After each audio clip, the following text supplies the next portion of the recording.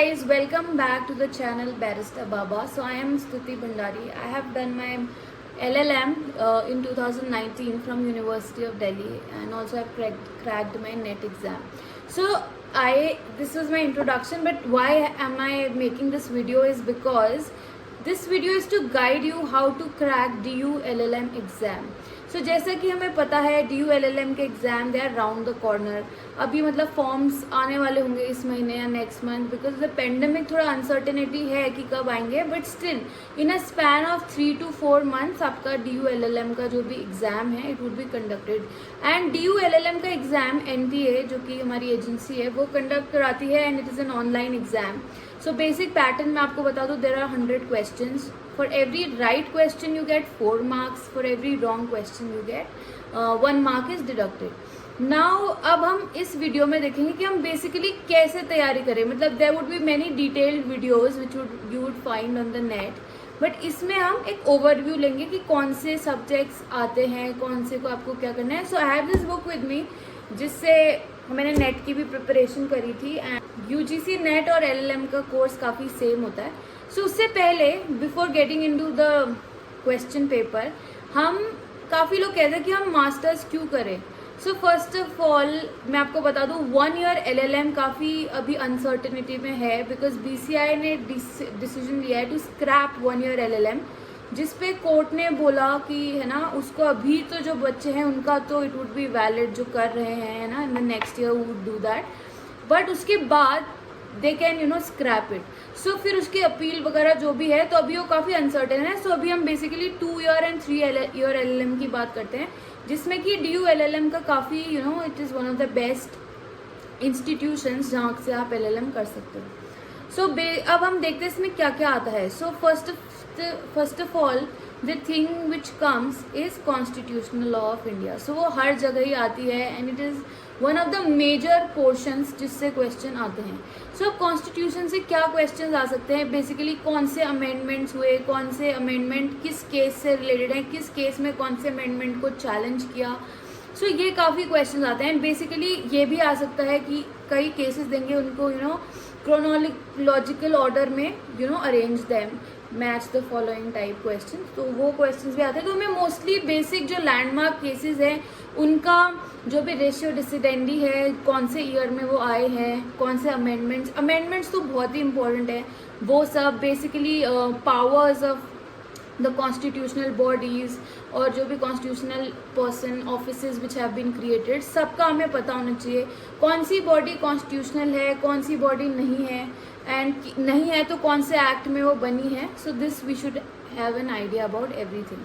Then coming to jurisprudence. तो jurisprudence में काफ़ी वास्ट है, एंड हमें लगता है कि जूरिस्प्रूडेंस बहुत ड्राई सब्जेक्ट है, और वो होता भी है. एंड जो हम पढ़ते हैं वो कई बार होता है कि जो एग्जाम में आता है वो क्लिक नहीं होता, बिकॉज उसमें what they do is jurisprudence के लिए दे टेक अ स्टेटमेंट. कहीं से भी वो एक स्टेटमेंट उठा, मोस्टली ऐसे क्वेश्चन आते हैं जैसे एक बेसिकली जो इजी आएंगे तो वो आएंगे कि सोशियोलॉजिकल स्कूल में क्या है, एनालिटिकल स्कूल में क्या है, ये वो.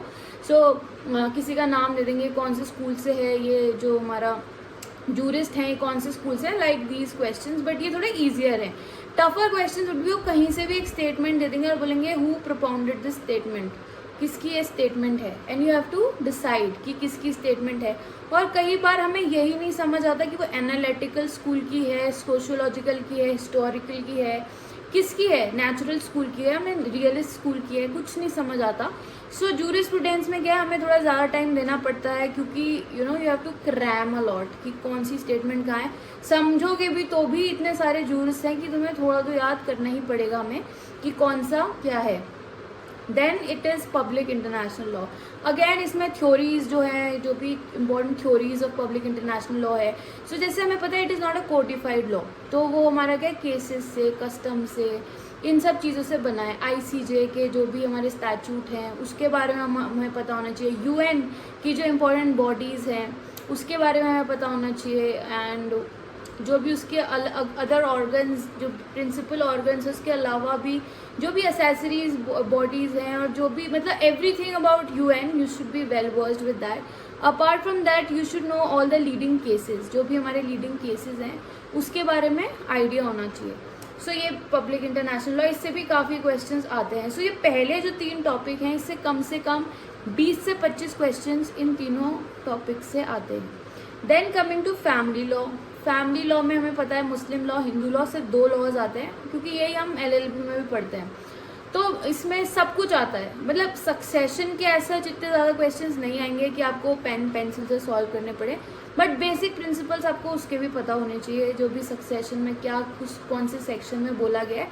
बट उससे ज़्यादा जो हमारा फैमिली लॉ 1 होता है कॉलेजेस में, या फिर बेसिकली जिसमें मैरिज, डिवोर्स, अडॉप्शन, सक्सेशन, इन सब की बातें होती हैं. इनहेरिटेंस सब में मुस्लिम हिंदू, तो ये दोनों इसका हमारा फैमिली लॉ में आते हैं. इंपॉर्टेंट केसेस, अगेन केसेस तो हर में ही आते हैं. केसेस और सेक्शंस यही 2 चीज़ें हैं around which the entire law revolves. तो ये है. फिर हम आते हैं law of torts. Again law of torts थोड़ा ईजियर है इसमें, because it is not codified, and इसके काफ़ी सारे केसेस हैं जिससे क्वेश्चन आते हैं. Cases again nuisance, strict liability, जितने भी सारे नेग्लिजेंस, जितने भी आप पढ़ते हो ना, सबके आपको इंपॉर्टेंट केसेस पता होने चाहिए. एंड मोस्टली वो इंग्लिश केसेस हैं, क्योंकि वहाँ से ही जो टॉर्ट्स का हमने we took the principle of torts most of them from UK.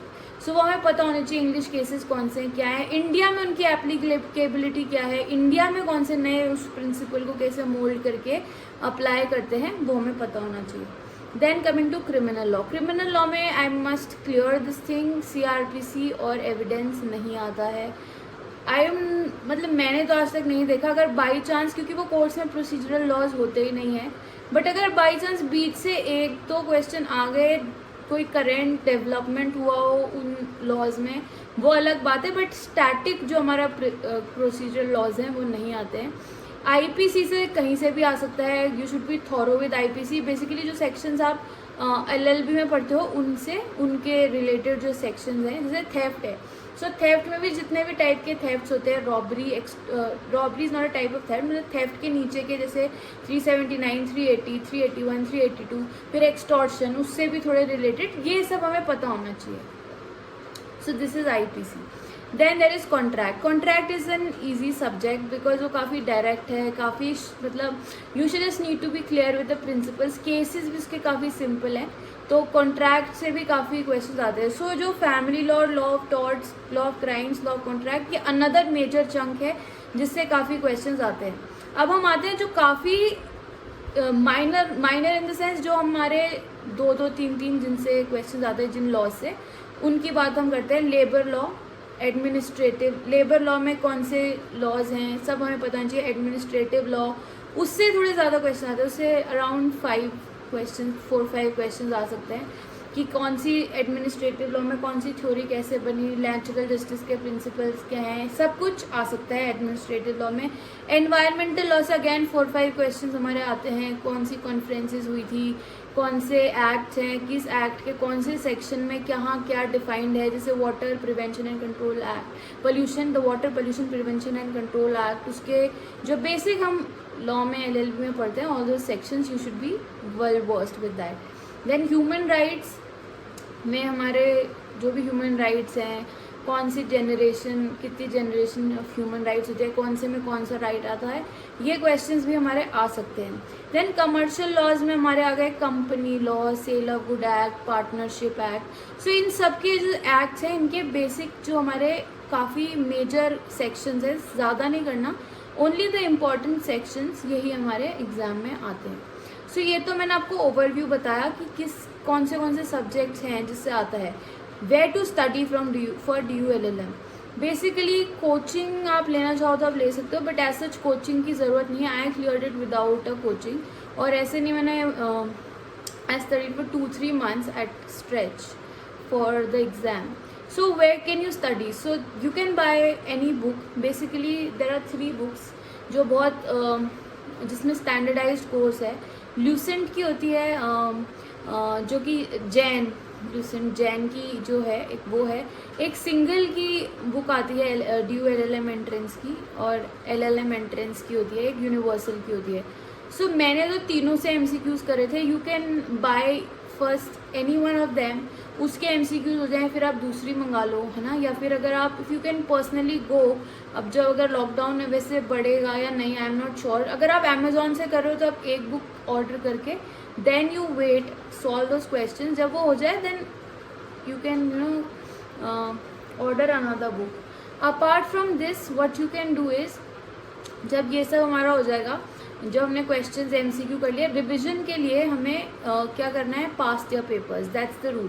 Pass your papers करो. There are many sites online, लॉकटॉपर्स वगैरह, जिसमें किसी भी सब्जेक्ट्स पे MCQs अवेलेबल होते हैं. अगर आपके बुक से भी हो गए तो आप वहाँ से, मतलब जितना, the more you practice the MCQs, the more well versed you would be with the subject. This is the rule. So yeah, you have to do a lot of MCQs and pass your papers. And also one thing that I missed out, don't forget the legal developments, the recent legal developments. As a general knowledge हमारी वैसी नहीं आती है जैसे LLB entrance में आती है, but जो भी रिसेंट डेवलपमेंट्स हुए हैं उससे काफ़ी क्वेश्चंस आते हैं. कोई भी लीगल डेवलपमेंट, लॉ कमीशन की रिपोर्ट, कोई भी रिपोर्ट, कोई भी बिल, कोई भी नया केस, कोई भी international agreement, treaty, obligation India ने साइन की है, वो सब. So you should be well versed with that. So this was an overview of the LLM exam. So I hope you find it useful and all the best for your exam and do well. And probably it would be held after 2-3 months, so you have sufficient time to prepare for that. So yes, do these necessary tips and surely you will crack the exam. So all the best and do well.